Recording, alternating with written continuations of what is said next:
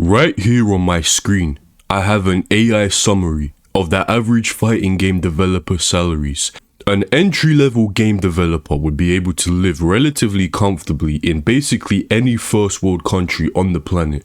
Street Fighter 6 developers are doing exactly this. Living comfortably knowing that their game is aight.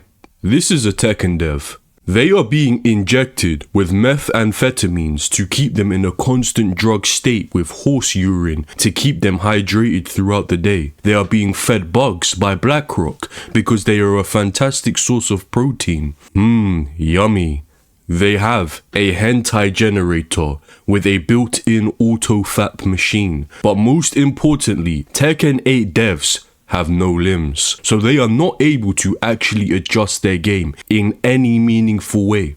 To make nerfs and buffs, these dudes just go, "Hey Grok," and just moan into the mic, which is why we are playing the exact same game as we were in Season 2, in Season 3. The Tekken devs, instead of simply writing things down like, "Anna is a fucking terrorist, let's stop Anna from raping our pro players," these devs decide to ejaculate their good ideas away to a 24-hour live stream of Maki Zenin feet pics with the aid of their hentai generator and auto-fap machine. They did this every day for a year, which is why in 2026 I am still playing Tekken 8 Season 2 in Season 3. At what point does Tekken 8's marketing start to become false advertising? Because you as a team know exactly what you're doing when you make statements like, "We're going back to basics." No matter how much horse urine you have consumed since 2024, you know what back to basics insinuates, yet you proceed to give King a 50-50 within a 50-50. Power creep has become so strong in Tekken 8 that a regular 50-50 that just kills you instantly is not enough. No.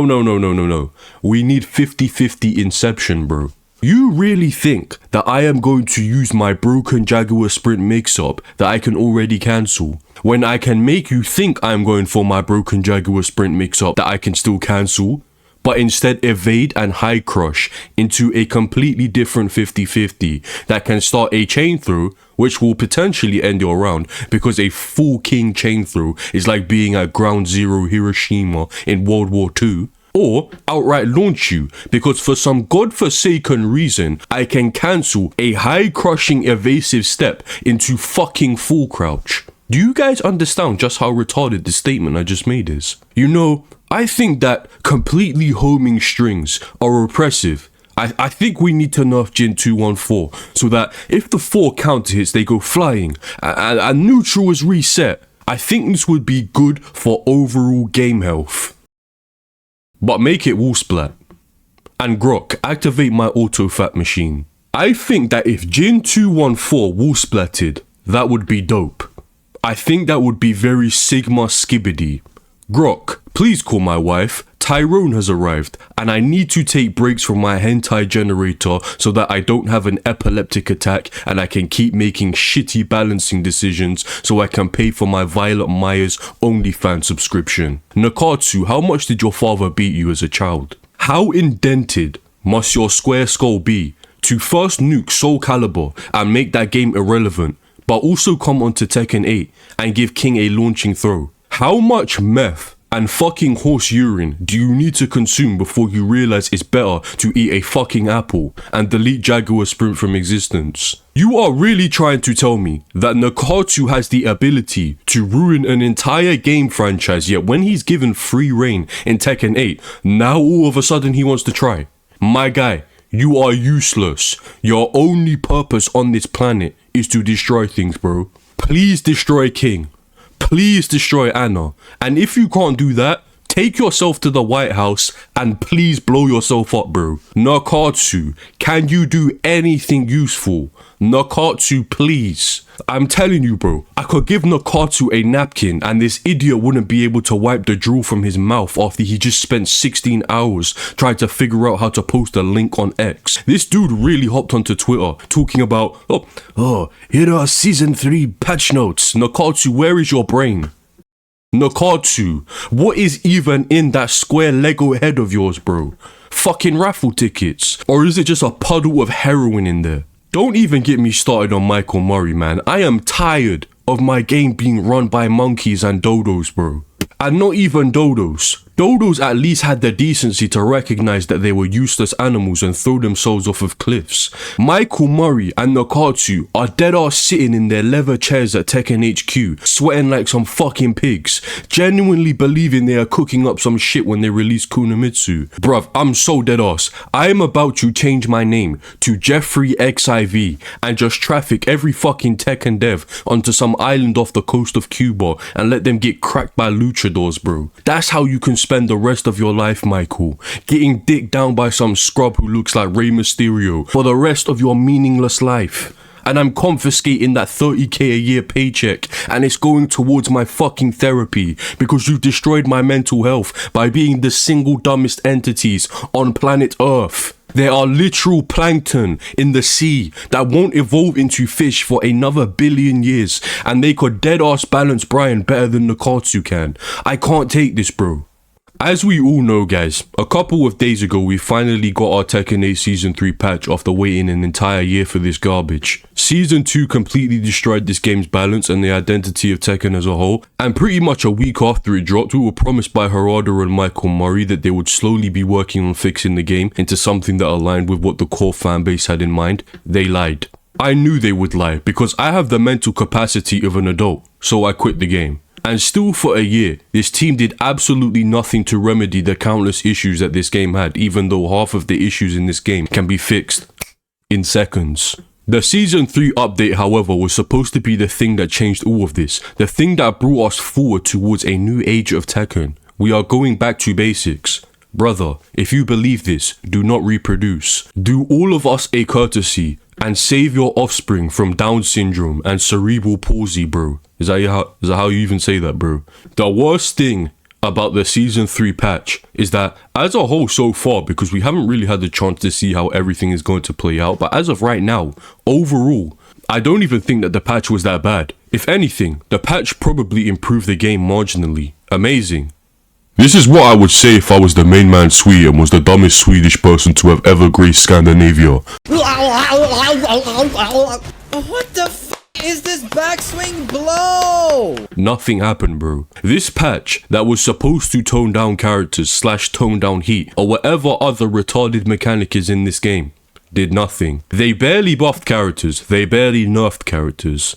Nothing happened. I mean, other than the fact that they buffed King, you know, other than the fact that they buffed Arliser. I'm not bothered to look at this patch again, but they buffed a bunch more characters, and yes, I don't think that most of these buffs are really that big a deal, but when Claudio is literally the only character in this game, and maybe Lydia if I remember correctly, that actually got reasonable nerfs out of all the characters when we were saying that we need to nerf every single character in this game, what the fuck are we doing? Why are we even considering buffing characters?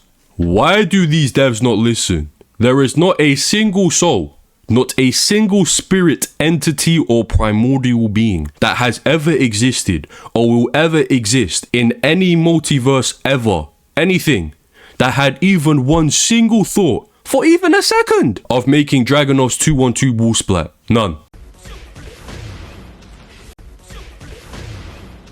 Now is this unintended behavior? I don't care. Do your fucking job, Nakatsu. Where do we even go from here, bro? At the very least, we have Season 3, which is going to be a bunch of bum-ass characters, and I think it's safe to assume that the Tekken 8 devs have absolutely zero interest in actually fixing their game, or even moving in a somewhat positive direction. So that's really all we're going to be getting for the next year. Kunomitsu, Bob, Roger, and some other cringe character nobody asked for probably. What is next? Are we even getting another season? Do we even want another season? What is the point if they can't even make a somewhat playable game? From what I have seen online, people are quitting the game. Again. How real this is, only time will tell, but Season 2.5 is not keeping players on your game. It's just not. I said this before, this update needs to at the very least shake something up. Even if it's bad, you can't play a patch like this safe if players are not on the game.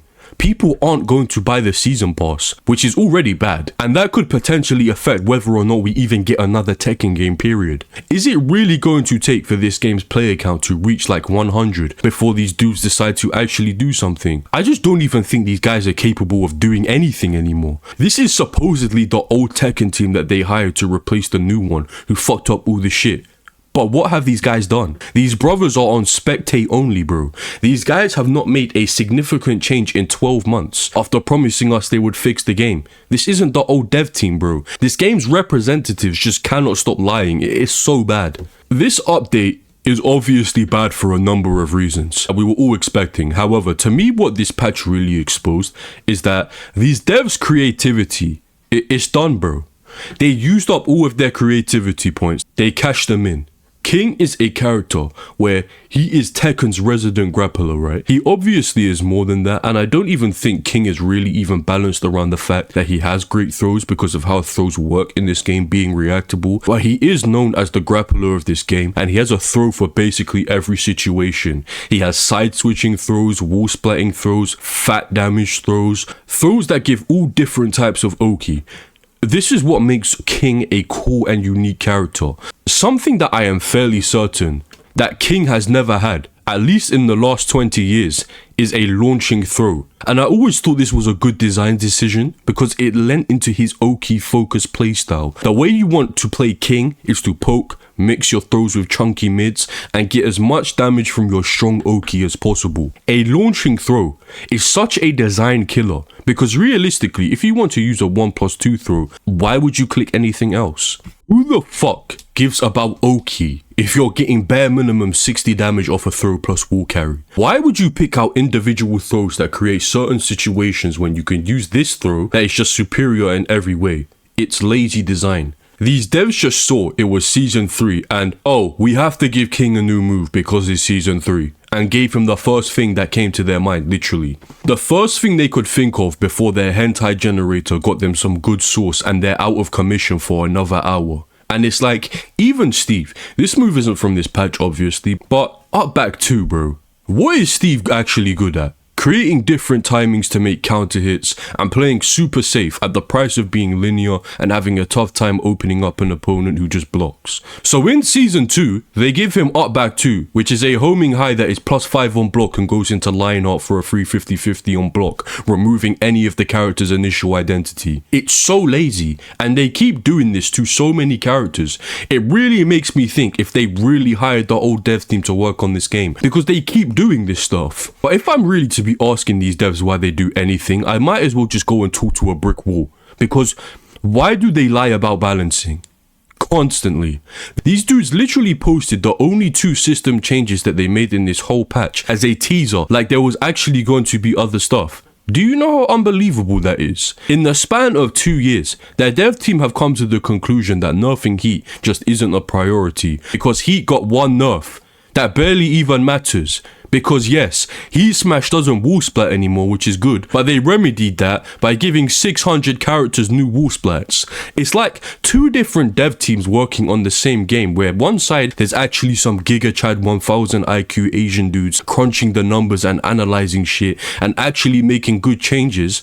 And then there's 20 chuds on auto-fat machines just clicking their no buttons that just do the complete opposite.